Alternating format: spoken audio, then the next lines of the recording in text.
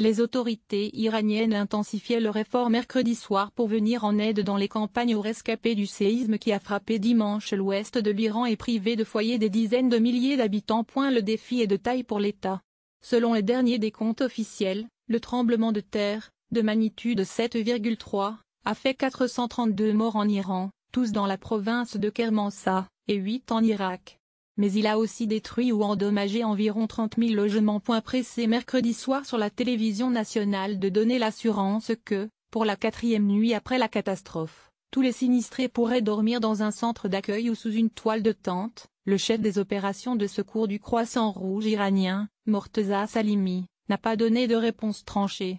Assurément, il est improbable que quiconque se retrouve sans abri dans les villes et dans les villages. Tous nos efforts sont tournés vers la réalisation de cet objectif, a dit M. Salimi. Dans les zones rurales traversées par une équipe de l'AFP à une quinzaine de kilomètres au nord de Sarepol-e-Zahab, la grande ville 85,000 habitants la plus touchée par la catastrophe, l'aide distribuée aux habitants mercredi matin était surtout le fait de particuliers. Peu à peu néanmoins, ambulances, équipes du Croissant Rouge ou soldats ont commencé à se déployer dans les villages, comme à Kouik, pour secourir la population. La tâche est rendue difficile par le nombre de villages à atteindre près de 2000, dans une zone vallonnée. 25 000 repas chauds selon l'agence officielle IRNA, l'armée a distribué 25 000 repas chauds mercredi dans les zones sinistrées. En matinée, le gouvernement a ordonné la poursuite des opérations de recherche d'éventuels survivants. Dans la soirée, M. Salimi a indiqué que l'ordre d'arrêter les recherches n'avait pas encore été donné.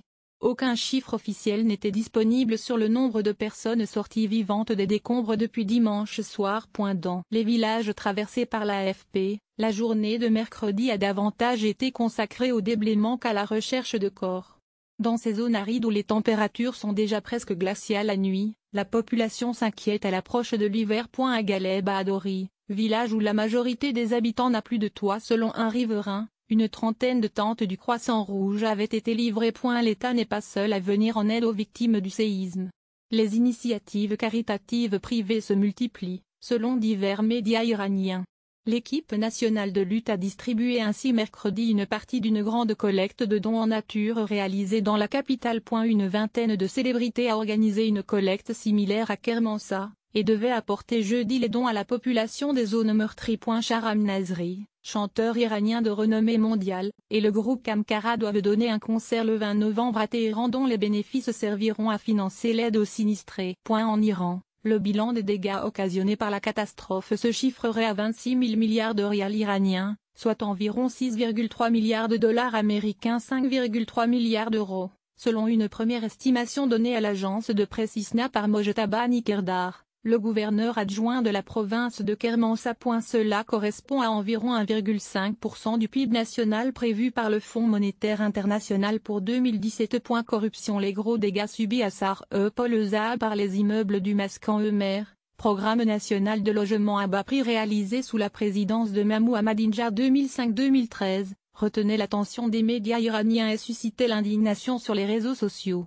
Le fait que des maisons construites par des particuliers soient intactes alors que des bâtiments érigés par l'État soient gravement endommagés montre qu'il y a eu de la corruption, a estimé le président Hassan Rouhani, selon son site internet officiel. S'exprimant la veille sur le même sujet, M.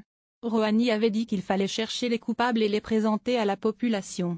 En Conseil des ministres, le gouvernement a approuvé une série de mesures de prêts sans intérêt et de dons à destination des ménages ayant subi des dégâts chez eux pour leur permettre de remplacer leurs meubles ou équipements détruits. Tout droit de reproduction et de représentation réservé. Droit d'auteur 2017 Agence France Presse.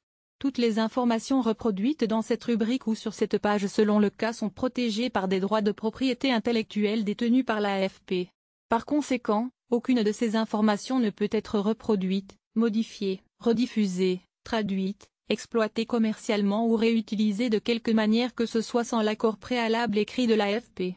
L'AFP ne pourra être tenue pour responsable des délais, erreurs, omissions qui ne peuvent être exclues, ni des conséquences des actions ou transacts,